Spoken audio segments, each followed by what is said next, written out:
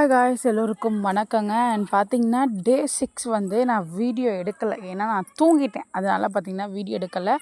And இன்னொன்று பார்த்தீங்கன்னா தங்கச்சி ஊர்லேருந்து வந்திருந்தாங்க. அண்ட் இது அவங்க போட்ட கோலம்தான்.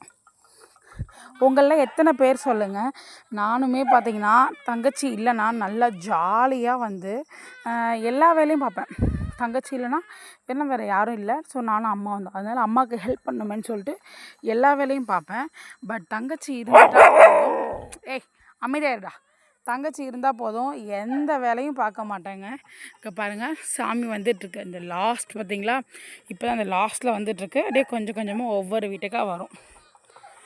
நான் இதெல்லாம் என் தங்கச்சி தான் வேலையெல்லாம் பார்த்துட்ருக்காங்க. உள்ளே ஒரு டிக்கெட் வேறு கத்திக்கிட்டே கிடக்குது வீட்டுக்குள்ளே. என்னத்தை தான் சொல்கிறதோ. அவளுக்கு திருப்பி என்ன ஏதாவது ஒரு கேள்வி கேட்டாளுங்கன்னா அவள்கிட்ட ஒன்று தான் சொல்லுவேன். நீ என்ன டெய்லியுமே வேலை பார்க்குற? ஏதோ வந்த ஒரு 2 நாள், அந்த 2 நாள் தான் வீட்டில் வேலை பார்க்க போகிற, அப்புறம் உன் வீட்டுக்கு போக தாண்டி போகிற.